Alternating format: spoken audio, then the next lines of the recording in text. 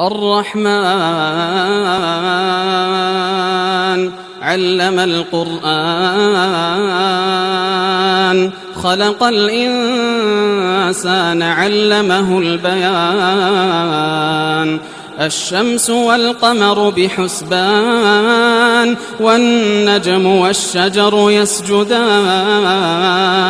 والسماء رفعها ووضع الميزان ألا تطغوا في الميزان وأقيموا الوزن بالقسط ولا تخسروا الميزان والأرض وضعها للأنام فيها فاكهة والنخل ذات الأكمام والحب ذو العصف والريحان فبأي آلاء ربكما تكذبان